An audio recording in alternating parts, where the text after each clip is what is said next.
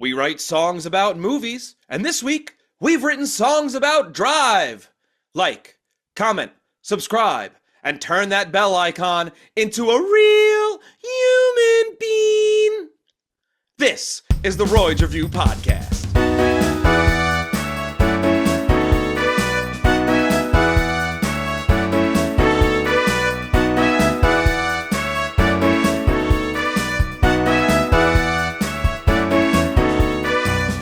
Hello, and welcome to the Royds Review Podcast. I'm Rob. I don't have a name this episode. What? Yeah, because Ryan Gosling's character is nameless in this movie. Oh, okay, I get it. I'm Andy, though. And we are back once again talking about 2011's Drive. Andy, I'm so happy you're alive. Oh, thanks, man. That makes one of us. Oh, boy. Boy. Fatherhood has changed you. Yeah. I'm tired. I was telling you off camera. Oh, I thought you were just telling me off. I'll do that after. Yeah, you were like, Rob, you really got to go eat some crap. And I'm like, okay. I was rocking my baby to sleep, right? And I had to sneeze, and I held in the sneeze, and something like blew out in my neck. I was like, ah, poop. And now I'm in so much pain. Andy, that's the worst way to describe away a hickey I've ever heard. Listen, Robbie, I've never had a hickey because I'm not going to burn in hell. Okay. Andy, had you seen Drive before? No, I hadn't. Had you? Me neither. No. This was way more artsy-fartsy than I thought it was going to be. I agree. It also had a stacked cast that I did not know about. Same. I thought this was like an indie movie, and maybe it is. I got the sense it was because there are about 1,000 production logos at the beginning. That's truth, justice, and the American way. Drive, starring Ryan Gosling, Bryan Cranston, Christina Hendricks, Ron Perlman, and Oscar Isaac, and I've totally blanked on Carey Mulligan or something like that. Totally blanked on the name of Irene. I can't pronounce the director's name, so I didn't try. I think it's Andy Jafaris. That's wrong. That's 100% wrong. You're lying to the people. You're gaslighting me for some reason. I don't know. I guess I just thought it would be funny. I don't know. I'm sorry. I'm sorry to you. I'm sorry to listeners.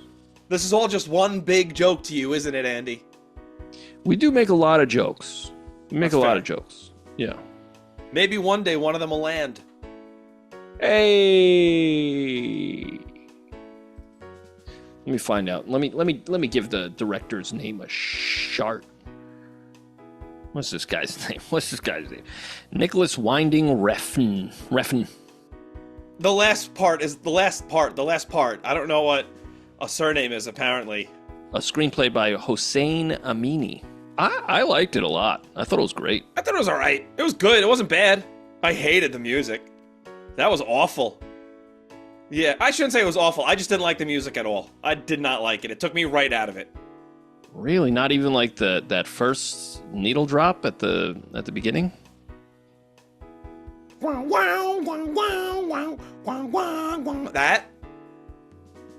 During the credits where I feel like I was playing Vice City? No, it's like smooth. It was that's the one at the end. I think.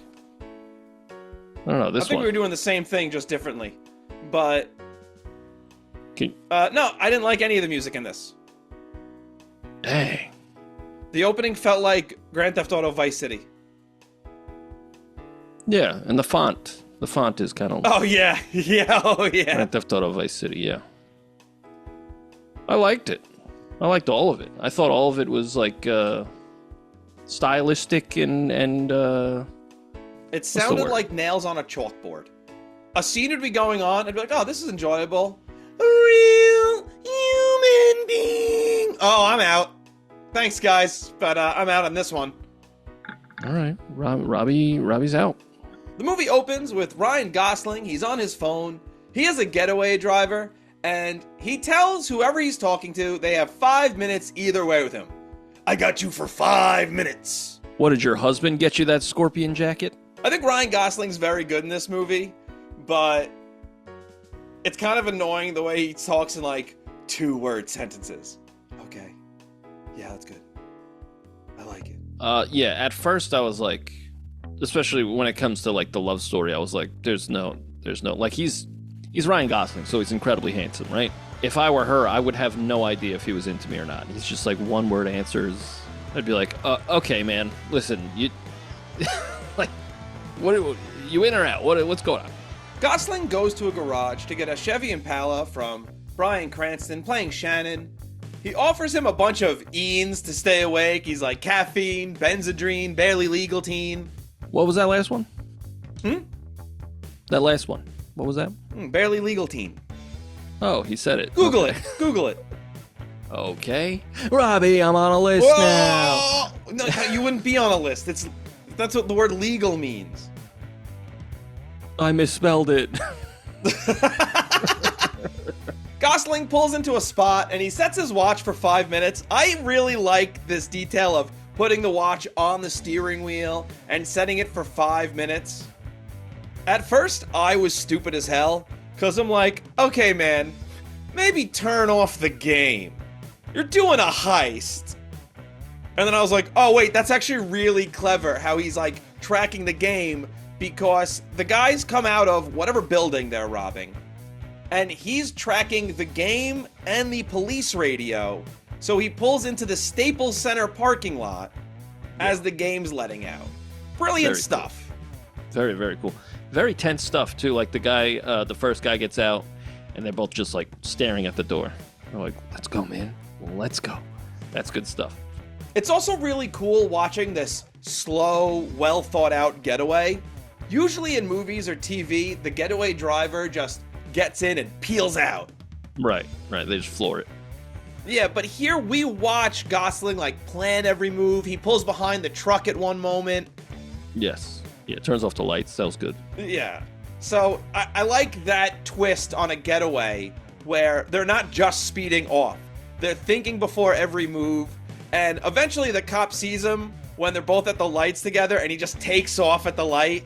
Yeah, I will say for a movie called Drive, there's really only 2 driving scenes.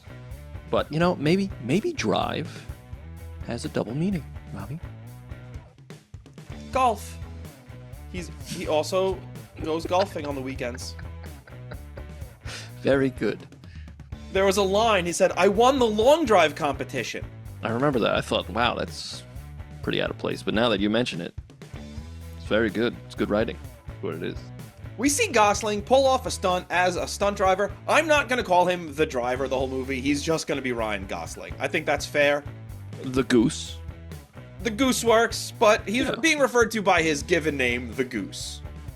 The baby goose? It's a Gosling, right? He pulls off a stunt as a stunt driver. Shannon is the director of the project or whatever, and they make him sign a waiver. And he's like, yeah, in case you die or something. Well, I thought that this was a pretty cool misdirect because he's dressed up like a cop. And he's just walking around and people are like, hey, what's up? And I was like, he's a cop. Interesting. And then it's like, no, he's a stuntman. That's really cool. Cool. We also get Chekhov's mask. Yeah, we do. That mask belonged to Chekhov.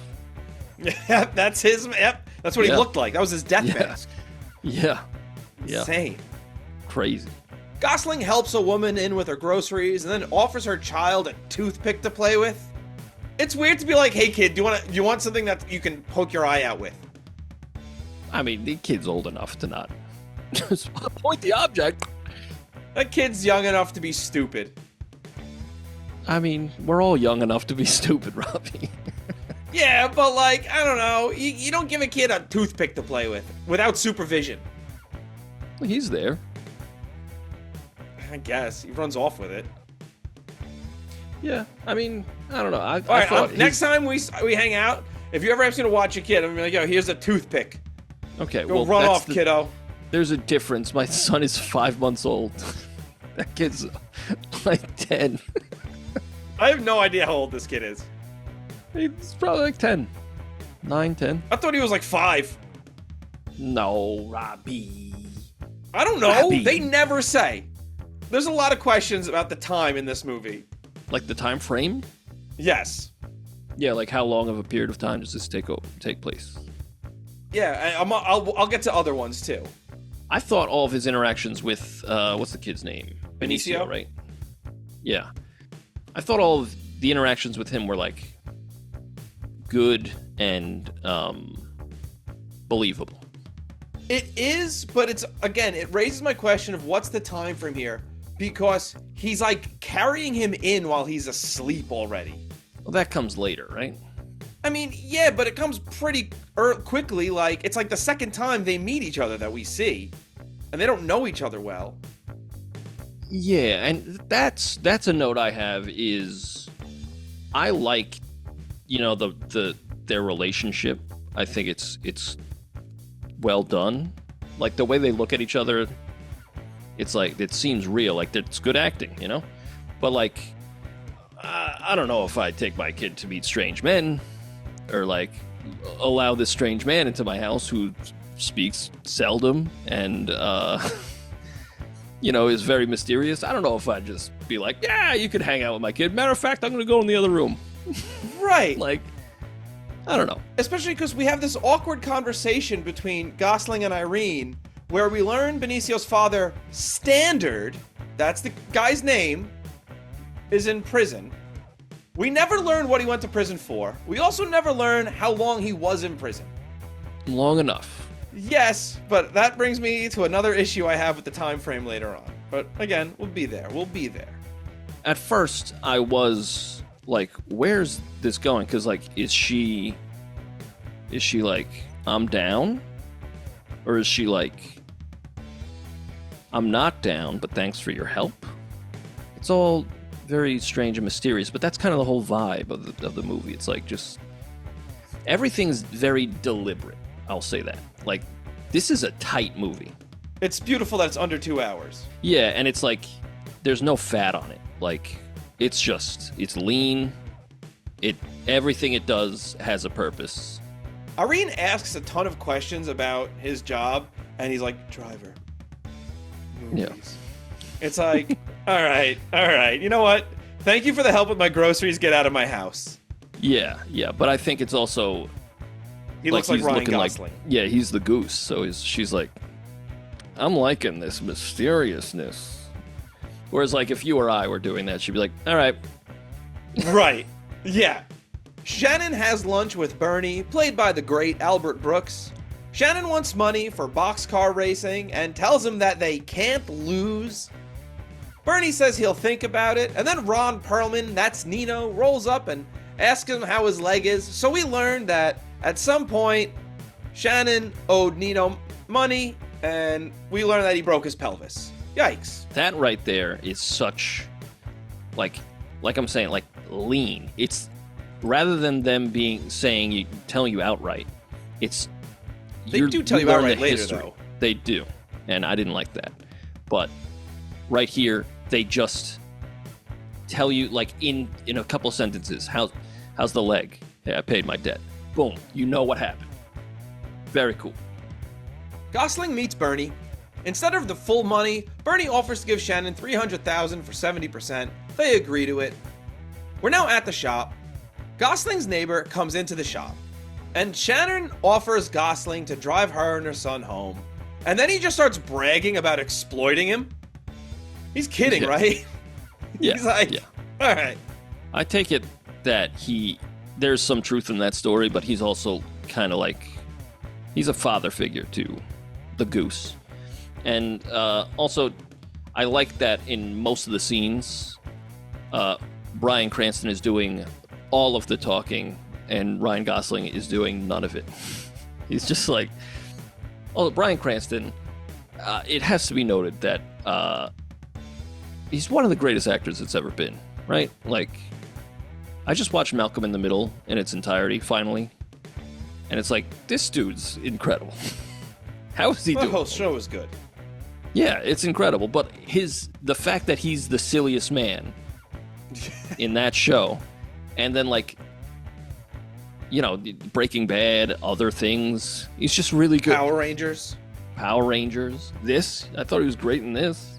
Yeah, the acting is great in this. Oh, yeah, bar none. There's no bars, dude. Wow. Yeah. On the way home, Gosling goes, hey, do you want to see something? And if you or I did this, she'd go, no, I want to get my son home safely. Yeah. But he's I'm going to drive into a dam. Yeah. I think what he was definitely, like, they didn't show it, but he was like, this is where they filmed that truck chase in Terminator 2. Pretty cool, huh? They drive down the dam, and then the three of them all hang out at a creek or something. Was he supposed to go back to work that day? No, I think Shannon was like, yeah, take the Get it wet, kid! Yo, whoa. Yeah. Essentially, though, yeah. Gosling and Irene form a relationship over time. He bonds with her son, Benicio. I like the scene when Bernie asks Gosling if he's ready for the race. He goes, I don't know. He's like, I don't have time for, like, humbleness here, kid. Like, are you gonna win me money or not? And this is also where he tells him the whole story of how Shannon had his pelvis broken by Nino. Yeah. Nino? Yeah, Nino, right? Yeah. In the scene where he's watching a movie with Benicio, he says, is he the bad guy? The kid's like, no, he's a shark. Or something, right? I wrote it down wrong. Damn it. He said yes, and he said, how do you know? He goes, because he's a shark. There you go. Thank you. And then he's like, I watched the movie. Excellent. Did you watch it twice? I did. Robbie. Same. Oh. Nice. That's gonna look great on the YouTube, dude. Oh yeah. But yeah, he says, is he the bad guy? And he's like, yeah. He's like, how do you know? He's like, because he's a shark. And he says, there are no good sharks. And it's like, that's such a good line. Because he's like, he's clearly got a checkered past that he's like left behind intentionally. Like he actually, I think the story that this is telling without telling it is he did some things for a while. And then he was like, I'm trying to get out of this. So he went to Shannon and like, let me get a job. Just working on cars. Shannon was like, okay. So he's laying low now, and now he's like, oh, I'm just trying to be a good guy now. Hold on. He's still doing getaway driving for, like, bank robbers and stuff. But, like, you see what he does later, and he's very calm and collected while he's murdering people in the most violent fashion. So I think he's working his way down from that, He's slowly coming down. One less cigarette every day. Right. Speaking of oral fixation, he's got a toothpick. Probably used to smoke. Irene tells Gosling that her husband is getting out of prison. She seems totally caught off guard by this. She was kind of like warming up to the goose. Your husband's in prison, even if you are not communicating with him. Which, it's weird that you guys are together and you're not even writing letters. So, you have not even been in contact with his lawyer to let you know that this stuff may be going on. I'd understand this if they weren't still together and he was a jealous ex-boyfriend or a jealous ex-husband. So that's kind of what I thought it was. I thought she was like, that's... Because she doesn't even say my husband. She says that's Benicio's dad. When she But she refers to him as her husband. She does? Yeah, eventually she does, Robbie, yes. I watched this twice. Yeah, well, you didn't watch close enough. Damn it. At least at first, I thought she didn't really imply that they're still together. So, to be caught totally off guard by this is just weird. It's like, so are you guys still together? He's just coming back to live with you and Benicio? What did he do to be put into prison? Maybe he escaped. See him just dig out with the spoon, like the floor of their apartment. He's like, I'm home, honey. I made it out. He Shawshank Redemptions it. Yeah. Yeah. But that's a problem I have with this is, how long was he in there? What was he in there for? Because it's not like he was in bed with the people he owes money to before he went to prison. He owes them for protection while being in prison. Yeah. And they seemingly hate him. Yeah. Because he owes them. Yeah. Just make him the ex or something. But how are you going to get him back? And yeah, you could still make that work with the ex, right? Because he could just be a jealous ex-husband. Yeah, and you know what? He doesn't even seem like that bad of a guy.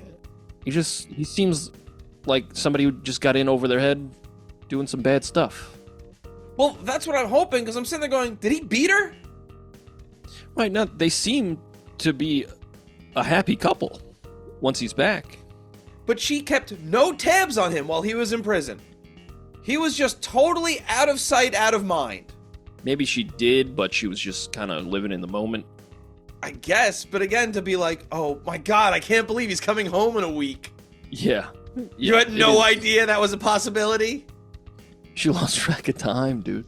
Oh my god, I should have told you this.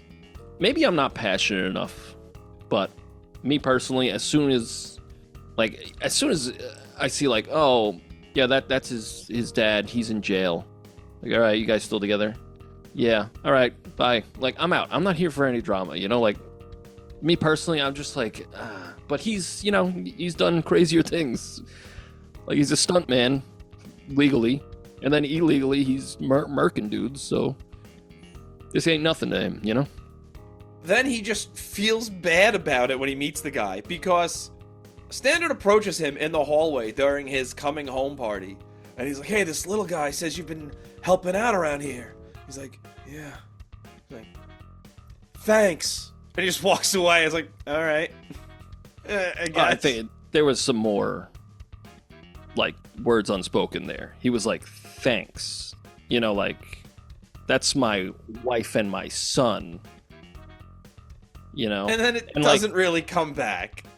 Well, I think it would have if what happens next didn't happen.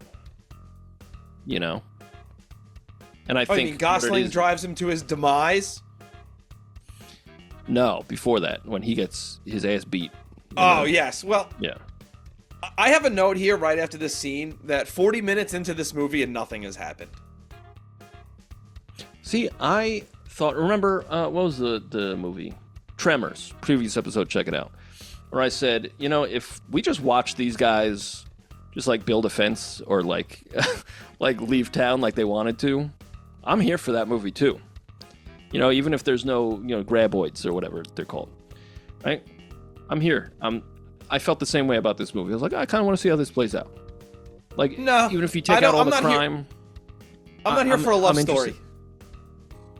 Okay, that makes one of you.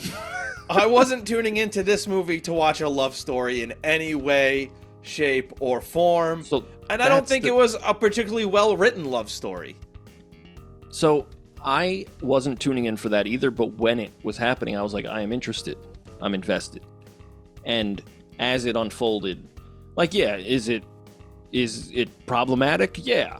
Yeah, it's kind of the whole thing's kind of strange if you think about it. But, like, the artsy fartsy sad boy in me wants to say, like, well, sometimes love is strange, like, but, like, I don't know, I was into it. I was like, yeah, I'm here for this little romantic ride. We're at a diner. Someone approaches Gosling about a job, and he's like, shut up, or I'll kick your teeth down your throat. He's like, all right. When I watched this the first time, and I was like, wow, that was pretty cool. And then the second time, I was like, let me look at this like I'm writing an essay about it, because...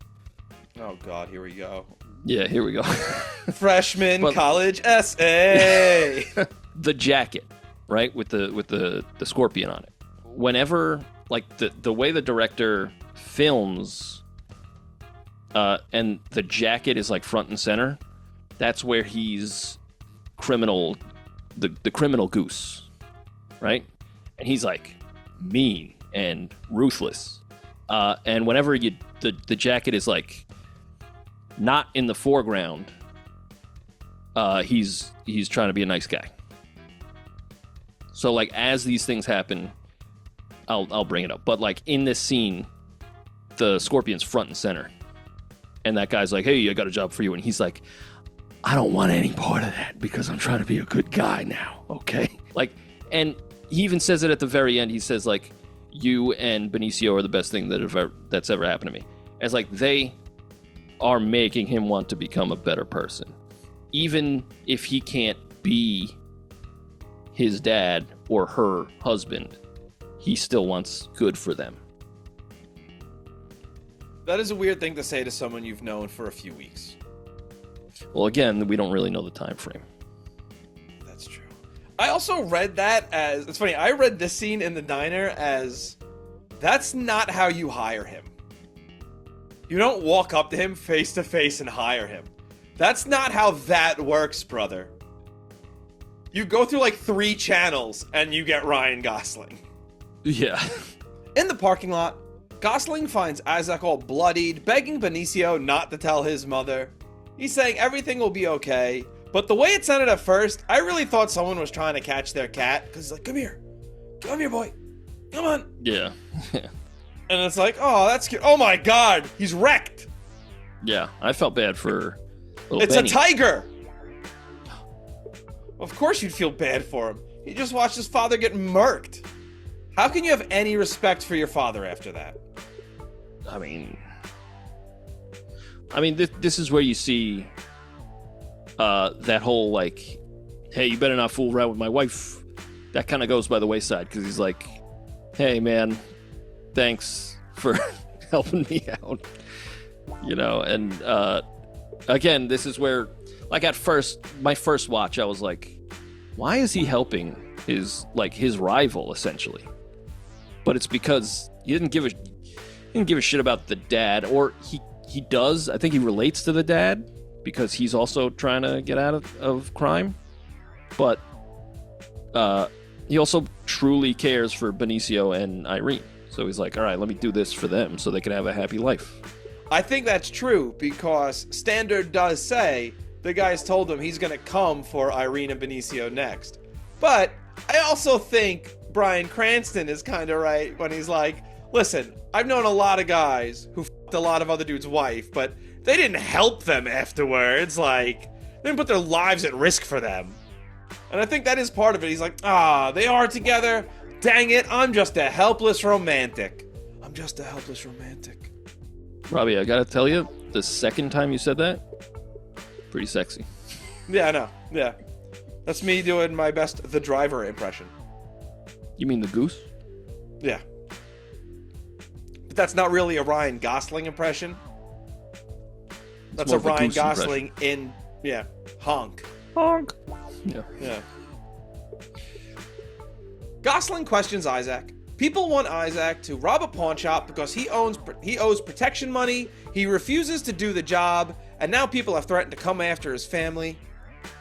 We see Benicio playing with the bullet that one of the men gave him. It's like, whoa, that's a wild threat, dude. Yeah, that's too much. How much money are we talking here? Standard says, first it was 2,000, then it was 5,000, now it's 10,000, and eventually it seems like it's like $1 million they wind up getting from this pawn shop. Yeah, it's escalated really quickly, like, because I don't, like, I'm not a criminal. Not yet, but like... Lies. I'm not gonna kill a kid. Lies. Or, like, ruin somebody's family. I'm gonna ruin somebody's family for 10 grand, you know? Like, 10 grand doesn't really do anything for anyone anymore, you know? If this was the 20s, yeah, man. I would do a lot of things for 10 grand. Name one. Brother, I don't want to get demonetized. Gosling and Irene talk. She thinks some drunk kids beat up Standard. And then they're having breakfast, and Isaac's like, yeah, your mother was 19, and she was like, 17. He's like, whoa, it was illegal. Yeah. Boy. Yeah. No, really cool dude. Cool, man. But they have, like, the cute little story of, like, where's the deluxe, you know? But they also never specify how much older he is than her. That's true. You know? So I just feel like having that little part in there is like, why are you making him out to be weird? Yeah, and then, what do they say? Like, a year later he came? Like, Benicio came? Because she looks young. Yeah. She looks very young. Right. But the way, when you describe it like that, when you're like, your mother was 19, that implies that you are significantly older than 19.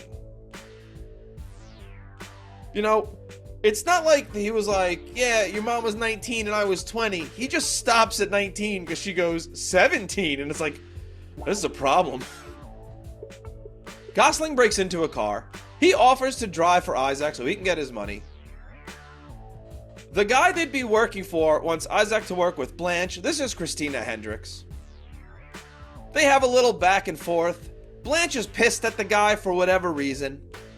And then Gosling tells the dude that once he gets his money, Isaac's debt is paid. At the job, Gosling starts the timer. I like this. He goes, I'll see you in 5 minutes. And he goes, I'll see you in 4. Yeah. More like, I'll see you with 4 bullet holes. Got him. He's dead. Oh, yeah. I did like how Blanche gets in the car, and they're doing the same thing they did in the beginning, where they're like just staring at the door, like, come on. And when Oscar Isaac does bite it, she is visibly surprised and shaken. She did not know that was going to happen. This is where the movie really picks up for me. I agree, like action-wise, yeah. This is where I really start to enjoy the movie. This car chase is phantasmic. This is really great, especially the part when he drives backwards for a little while. He's like... Yeah, that's cool guy stuff. Irene is questioned by the police about when the last time she saw her husband was. The news reports that Standard is dead, and it also reports that no money was stolen and that he acted alone. Something doesn't add up. We see Ryan Gosling switches in this moment.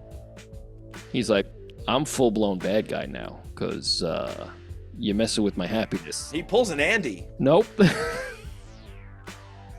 Unless you mean he's very handsome. Yes, yeah, that's exactly what I mean. Thank you. Yeah, he gives her a slap. A glove slap. Whoa, he does put much gloves like on. The Simpsons. Yeah, that's true. Pretty intense stuff. So she tells him the truth. You know, she didn't know that he was going to get gunned down, but she knew like they were going to double cross him. So I guess they were trying to kill her also. I don't know, because the main guy did seem mad at her, like he didn't like her. Right. It was very clear they were trying to kill everybody involved. Now, this raises a question.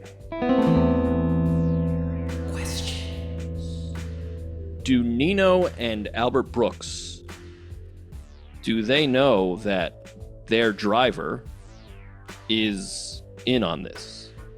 And if so... They learn it, yes. Right, but they know when, like, at this juncture, or they learn it later? They don't know yet. Right, because it doesn't make sense if they just invested $300,000 into him, you know, and then they're gonna kill him.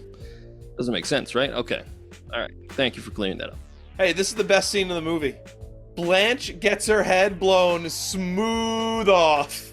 Brother, I think this is one of the most violent movies we've ever done. Oh, I love it. Dude, brain chunks. Yeah. And this isn't even the most violent scene yet. No, it's not. But yeah, he makes pretty short work of these fellas. Yes, he does.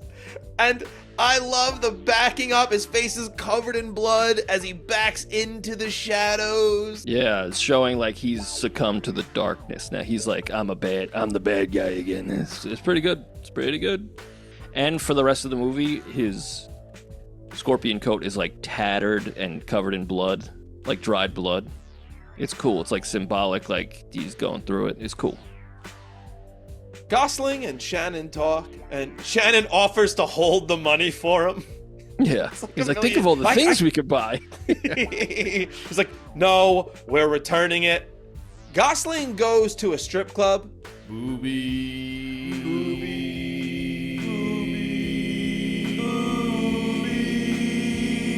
He meets the guy who set the job up and breaks his hand with a hammer and then forces him to swallow the bullet.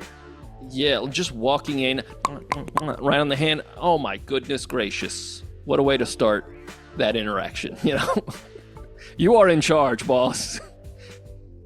All those girls must be pilled to the heavens because they have zero reaction to this man having his hand smashed. Yeah, they must see things like this all the time. They're just like, no, it's Tuesday. Yeah, I like how he has the bullet to his forehead and he's about to like smash it in. Ryan Gosling, didn't know you were an intimidating guy. You're scary, man. Gosling calls Nino. He just wants to give him his money. He wants out of all this. He then tells Irene the truth about Standard. He offers Irene money and she just slaps him for his trouble.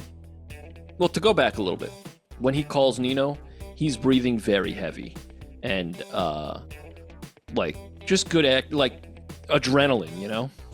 Oh yeah, I would also be breathing heavy if I was surrounded by titties. Yeah, and but yeah, he gets the slap. I think it's deserved. You kind of, you didn't tell her the truth for a while, and yeah, you're the reason her husband is dead. Her husband's death, yeah. So I said he's the reason, and Laura disagreed with me, but I was like, he talked Standard into doing the job. Like, with most mobs, you work out a thing where it's like, okay, you have the full debt, but then they're like, all right, you have to pay us this interest weekly. And it's kind of like when you're in debt to the government or a bank. You pay the interest because you can't pay the debt. So they just keep collecting this small amount of money from you forever, which ultimately is more than your actual debt. Yeah, it's almost as if criminals in the government are like the same. They're like the same thing. Andy, I've been saying that for years. Yeah, but then they get on the elevator and my goodness. My gracious goodness, Robbie. On the elevator, Gosling notices this other guy has a gun, and he's like, all right, first I gotta make out with Irene. Was this a dream? No, I don't think so. I don't think so either, but I needed to ask. Just to back up a little bit, I believe when he approaches her in the hallway, he's holding the jacket over his shoulder, I believe. And if I got this wrong, email in and say, Andy, wrong again, fool. But he's holding the jacket over his shoulder, meaning he's not wearing it. So he's in the goose mode, and he's not in I'm a murderous mean guy mode, right? When he gets in the elevator and he sees the gun, damn, Rob just messaged me, wrong again, fool. Yeah, in the elevator, he gives her the smooch. Let her know, because I think he knows she's not going for me anymore. Like, I got her husband killed. This isn't gonna work out. So he gives the smooch, and then he gives the smooch, and then he brutally massacres this man.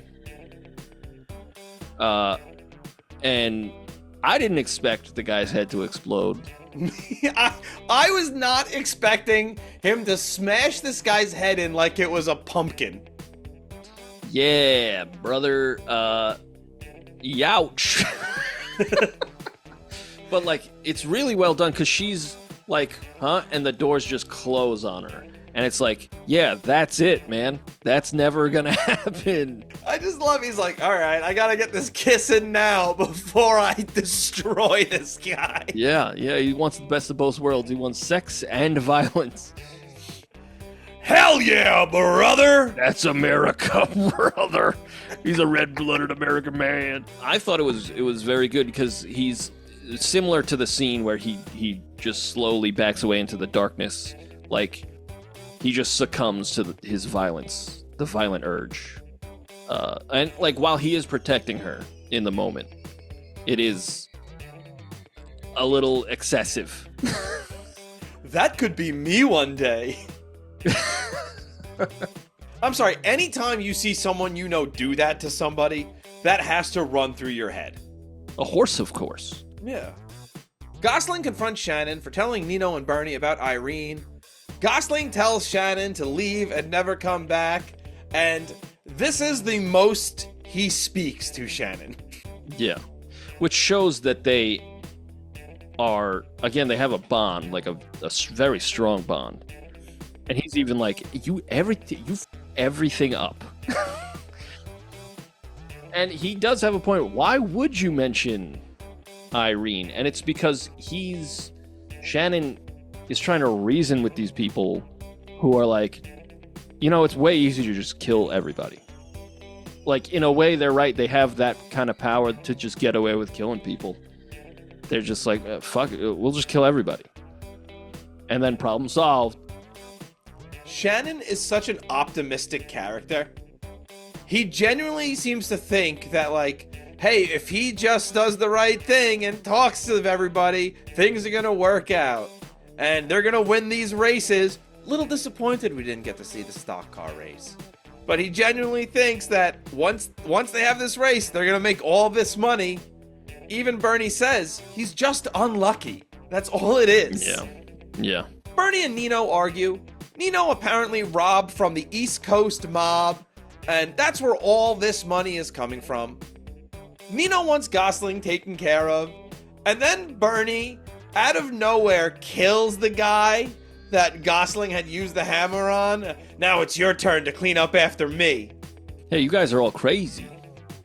I wish we got more of Albert Brooks and Ron Perlman together. Gosling goes to a trailer and gets the mask. Shannon gets confronted by Bernie in his garage. Bernie wants to know where Gosling is. Shannon says he doesn't know. And then he slices his wrist with a razor. Whew! He is like, he's killing him, but he's somewhat diplomatic about it. He's like, that's it. No, there's no pain. It's over. I feel bad for Shannon because he does get caught, like, with his pants down.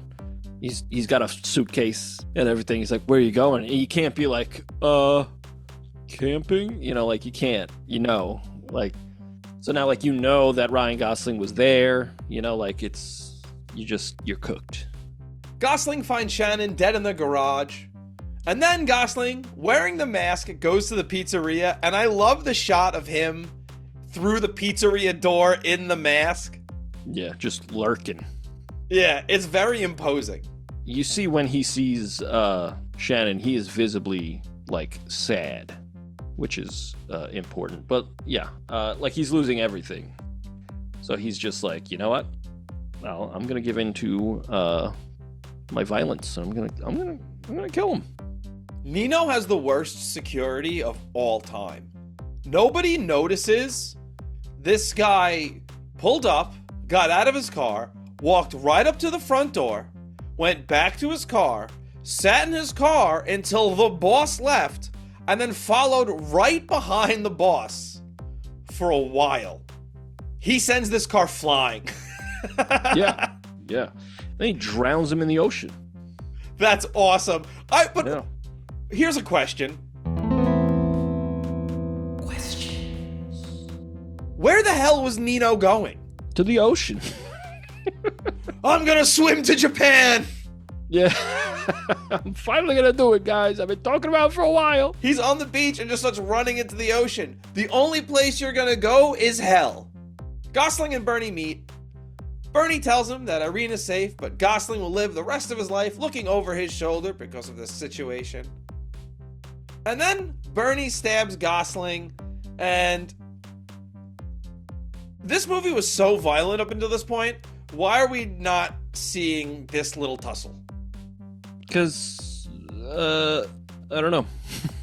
Okay.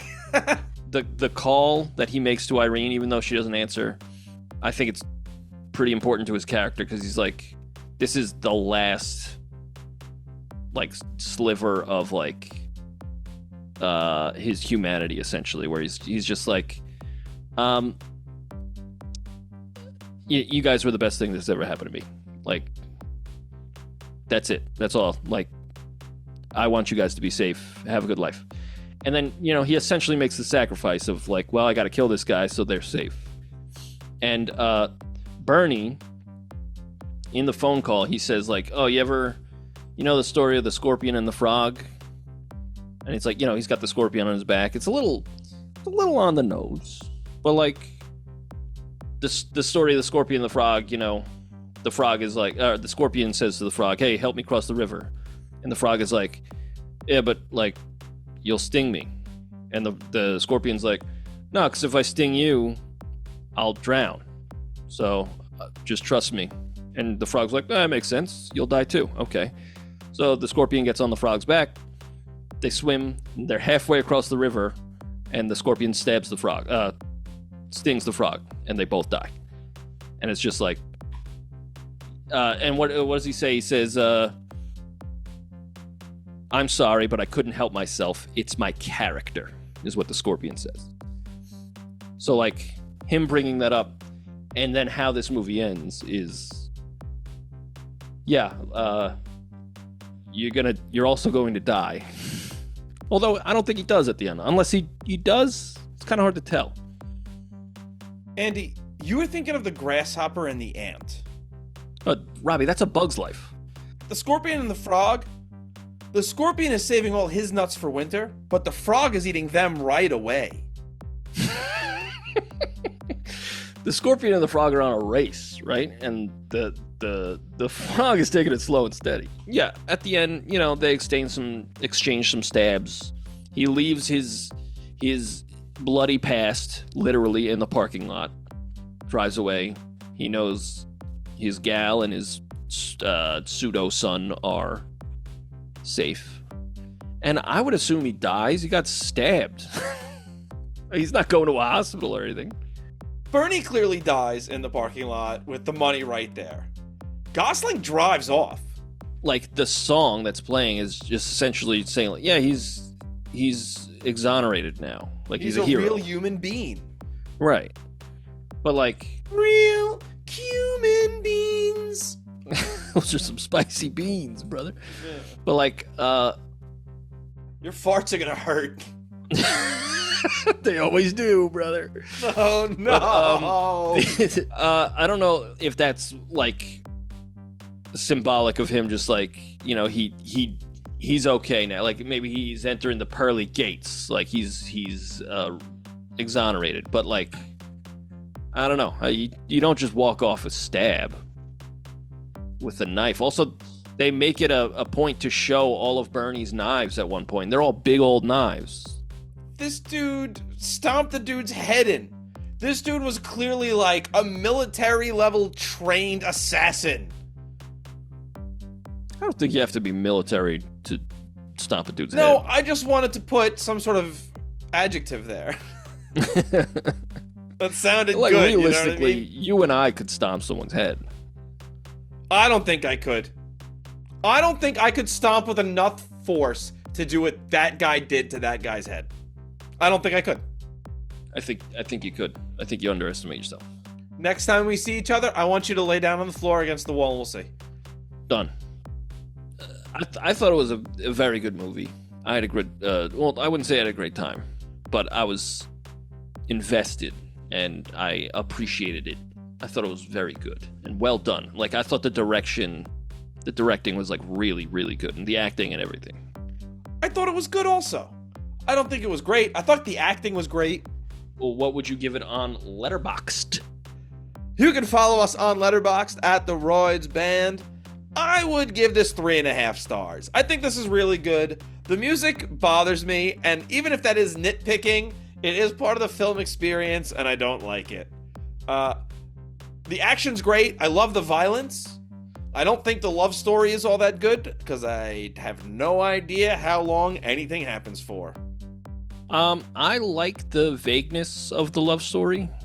I think that adds to it, and like it kind of, what I did was you kind of fill in the blanks yourself, and you start being like, oh well, if they're this close, it has to have been a while, unless they're one of those crazy people, Well, but that's the thing. I didn't fill in that blank like that because in my head I was going, so what are they together for, a week at this point? Like, and he's carrying the kid into bed. Like, that's too much. Right, because the second time they meet each other is literally when he drives her home. So, and the way they bond there makes me think it happens very quickly. Because while they're driving, he just goes, "You want to see something?" And she's like, "You're not going to drive into the dam, are you?" Yeah.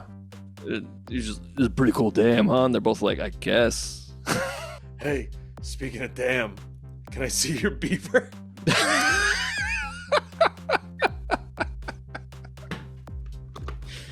Oh my goodness gracious. He did it, guys. All right, so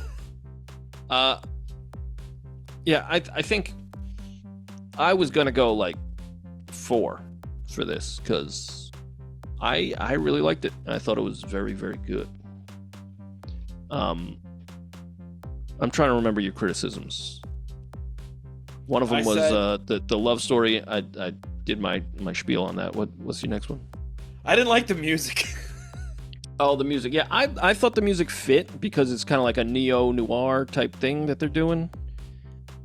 You know, I thought it fit. Didn't bother me. I liked that first needle drop. I was like, damn. I was grooving. You know what? The credits I didn't mind. It just made me because it made me feel like GTA. But the rest of it I did not like. Especially there was that one song where it was like, and those were the vocals. I was like, I don't like this. This takes me out of it. It's not for everybody. I get that. And what was the other criticism? I feel like there were 3s. There were 3s. Andy, not everything comes in 3s. Rule of 3s, Robbie. Now you have to make one up.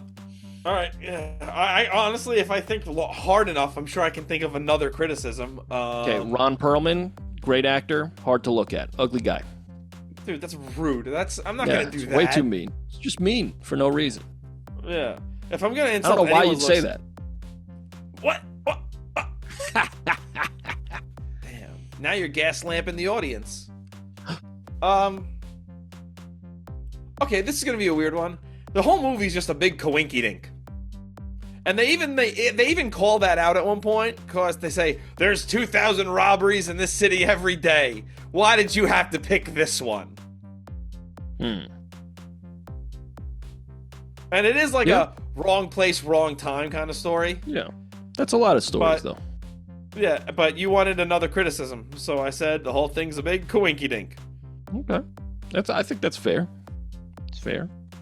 But that's, I think it's a really tightly written and directed movie. I was pleasantly surprised. I thought it was like a cool guy movie, and it's more of an artsy fartsy movie. Andy, you know what? Since it's only half a star, and since I know you're gonna cry and whine and complain, you know me, Robbie. You're gonna do your best penguin impression. You'll go wah wah wah. I'm gonna go ahead and give it 4 stars. Penguin? You should have said baby impression, Rob. No, because I thought it was because if you say penguin, it's kind of confusing. You're like, why? That it is. And then when you go wah wah wah, you're like, oh, I see where he's going with this. He's an idiot. I did think that. Yeah. In the 1930s, he'd be in a home. We're going to give it 4 stars on Letterboxd. You could follow us on Letterboxd at TheRoydsBand. Isn't that amazing? Isn't that grand? Amazing. Yeah. The greatest Letterboxd in all the land. Wow. Robbie, you got a pick to flip? Oh, you know it, baby boy. Do you have a mouth to call it in the air? I do. Yeah, I do. All right. I'm flipping.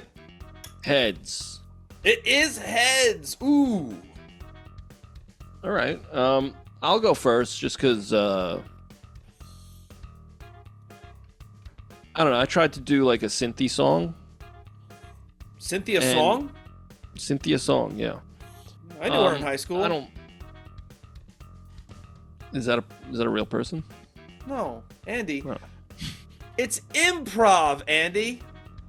It's yes, the and. The Royds Review podcast, where the points don't matter and everything's made up. I did it backwards, so it's not copyright infringement. There you go. Yeah. My song is Cynthia, and like I said, I hurt my throat, and so the vocals are. I did my best, but it's called "The Scorpion and the Frog," and it's a Cynthia little number about the movie Drive, and it goes like this.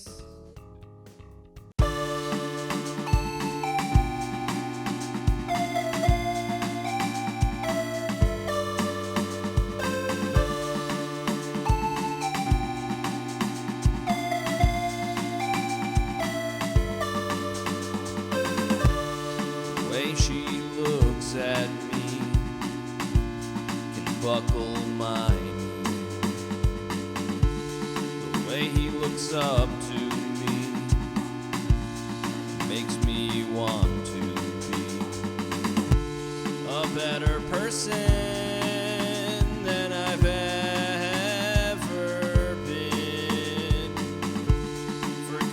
my past and committed my sin.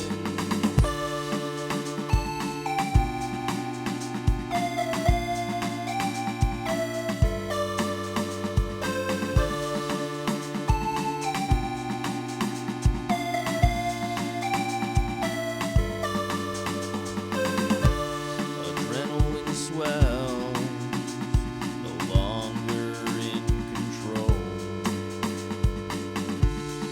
Try to do right, but dig a deeper hole. Scorpion and the frog faded to kill and die. Can't help myself, but I can save their life.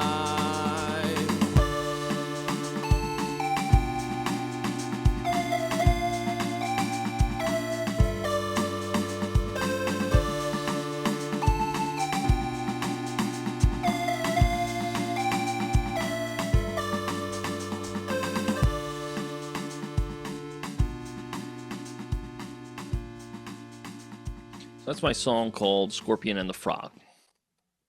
I really like that. Thank you. You know what? You don't usually get synthy. So I don't. I really dug that. It was a little bit different. I really enjoyed that. Little change of Thank you. pace. I appreciate it. I on my electric drum set, I use this setting called like lo-fi tape, and so you got that cool lo-fi sound on there. And then I use my rinky-dink like $90 keyboard, did thick lead, that joint thick, for the keyboards. And then for the lead keyboard thing, I couldn't like, it wouldn't stand out, so I ran it through my guitar synth pedal, so it's like a synth through a synth, and got that sound, and that was pretty much it. Yeah. I thought it sounded really cool. Thank you. I used some weird chords. I don't really know what they are, but I used them. Very nice. You were just playing random notes together and thought, wow, that sounds pretty gnarly. Yeah. It was a D minor. Then the next one was like B, but it was like a B flat. I don't know. It was like a B flat. Deals like both those chords at the same time. Very cool. Yeah, it was weird. Yeah, that's my song. That's pretty much it. Well, I dug it. Thank you. I appreciate that. And that's the important part. I liked it. Yeah. Well, my song is called Drive. Really, I bet you'll never guess where I got the name of it from. Is it from the title of the movie? So the title of the movie. I had some fun. I was just having a pretty good time with this one. I wrote it on the pianist and just had a blast. Really just had fun. So, yeah, my song is called Drive, and when I listen back to it, I'll know if I want more. And as I listen back to it, I'll know if I want to say more.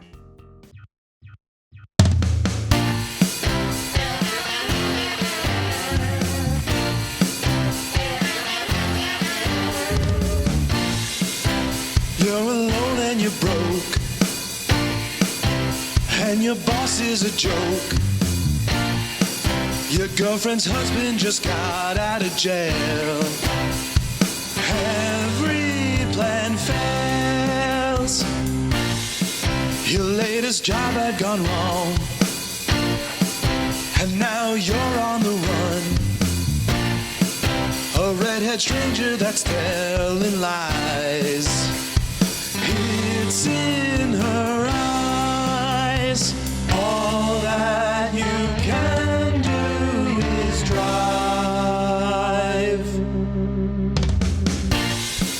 Now you got caught up in it. You're breaking hands around tits. You shove a bullet down his throat. press the gas and go. You wanna settle the score? We'll do it down by the shore. This dumbass was running schemes from the family. All that you can do is drive.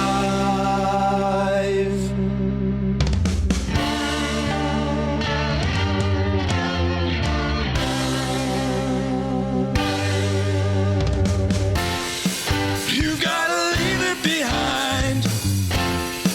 Your only friend has died, and now your girlfriend is all alone. 'Cause you gotta go.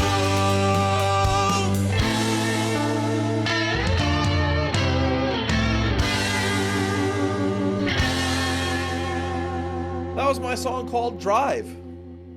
I really like that. I like the Thanks. your weird, warbly. Yeah. That was a guitar, right? Yeah. I was playing with the mod pedal. I like it. That was I have very a cool. Was blast with that thing. Is that a ring mod? No, I think, honestly, I don't know, I could say, now I gotta let me pull it out of the drawer. Let me pull it out of the drawer, kids.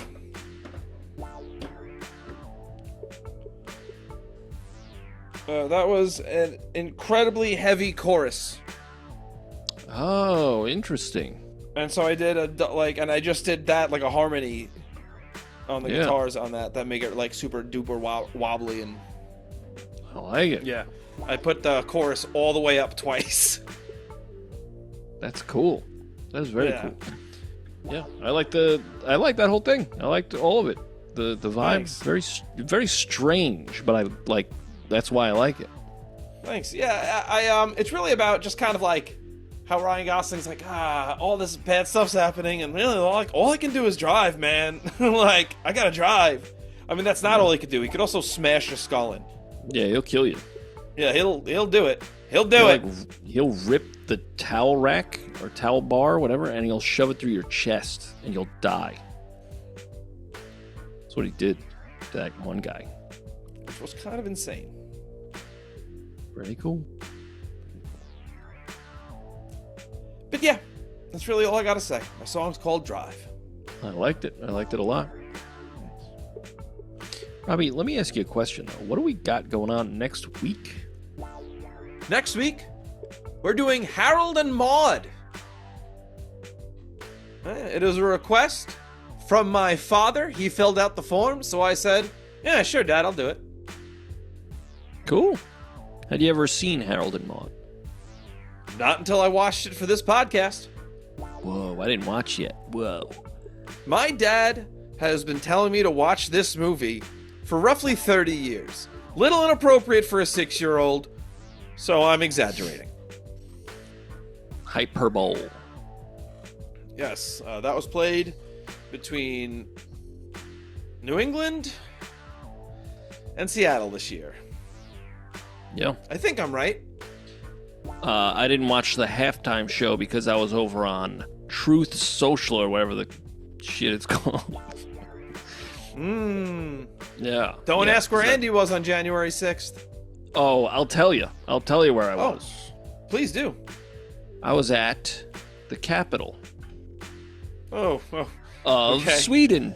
Oh, I was yeah. on vacation. I was on vacation. It was wonderful. Oh, thank the good Lord, Jeebus L. Jones. That's the good Lord. Yep. Let me tell you where you can find the music. If you want to hear the songs that you heard today, you could go to TheRoyds.bandcamp.com. All the songs are there. All of the podcast songs as well as all the recorded songs. Every Royd song, guest songs, bonus songs, all of it is there. TheRoyds.bandcamp.com. On the regular streaming services, Apple Music, Deezer, Spotify, wherever you get your music, really, there's several collections of podcast songs, as well as studio recordings. And stay tuned, we got some studio recordings coming at you. If you previous episode, check it out. 200th episode, we played them for you. Check them out. Cleopatra coming at you. Robbie, why don't you tell us? Oh wait, it's also all of it is also on the YouTube. Robbie, tell us a little more about that. I will do that. I'm a little flustered because you changed it up, and I'm like, ooh, Andy's changing. I almost just scrapped that whole thing, but I figured, let's just go for it. No, I liked it. I dug it. I felt it in my bones. You can find us on YouTube, Instagram, TikTok, Reddit, at TheRoydsBand. Send us an email at roydsreview@gmail.com. Click the link below to suggest an episode. Just get in touch with us however you'd like to. Might take us a little while, but we will get back to you. We do have some more requests coming down the line, some of them via YouTube comments, and we do very much appreciate it. Yes, we truly do. It's awesome to hear from you guys. And we love doing your suggested movies. Keep them coming. We love you. And we appreciate you. Thank you so much. This has gotten very deep. We love you so much. All right, that's it, right? Yep, that's it. Next week, Harold and Maude. I'm rooting for Harold. I'm rooting for the purple crayon. It's good. Yeah. We're doing Harold and Maude and the purple crayon. Oh my God, the stacked cast. Oh, okay. Well, we'll see you later. All right. Bye, everybody. We'll see. I'm sorry. You want to take the end? No, all right. No.